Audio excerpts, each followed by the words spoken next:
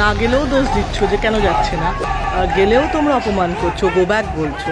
তাহলে ঋতুপর্ণাকে হ্যাকেল করা হয়েছে, এটা নিয়ে আপনি কি বলবেন? না, এটা তো একদমই অন্যায় না। একটা শিল্পী যদি গিয়ে থাকে, না গেলেও দোষ দিচ্ছ যে কেন যাচ্ছে না, গেলেও তোমরা অপমান করছো, গো ব্যাক বলছো, তাহলে তা কী চাইছো? মানে যারা এটা করছে তাদের চাওয়াটা খুব জানাটা খুব ইম্পর্টেন্ট। কারণ যদি একটা শিল্পী যদি কিছু না বলে চুপ থাকছে, ও লাপাতা বলে তাকে গালাগালি করছো, আবার যখন সে যাচ্ছে নিজের তাগিদে যে আমি যুক্ত আছি এই প্রতিবাদে, তখন তাকে গো ব্যাক বলছো, তা চাইছোটা কি? প্রতিবাদের নামে কি অন্য কিছু ঢুকেছে ভেতরে? রাজনীতি তো ঢুকে আছে, কিন্তু এই লোকগুলো যারা বিচার চাইছে তাদেরকে সবাইয়ের কাছে একটাই কথা, যে বিচার চাই আমরা। কাউকে হ্যাকেল করে, কাউকে ছোট করে, কে ভুল করছে, কে দোষ করছে, কে অ্যাক্টিং করছে, সেগুলো না ধরে আমরা বিচারের সঙ্গে থাকি।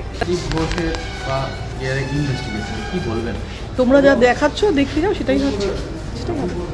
এর মধ্যে কী আছে, বলার তো কিছু নেই। যা প্রসেস, যা প্রসিডিওর, যেটাই হবে সেটাই হবে। তো সবাই শাস্তি চাইছে, এর বিচার চাইছে, সুতরাং বিচারের প্রসেস যা হয়, যা যা মধ্যে দিয়ে যেতে হবে যাবে। দিদি, এই যে আইন মনে হয় যে আইন মানে এই বিল শেষ পর্যন্ত আইনে রূপান্তরিত হবে, সেই আশাতেই তো বিল পাস করা। বলছি সুপ্রিম কোর্ট এই ঘোষের আর্জি শুনতেই চাইনি।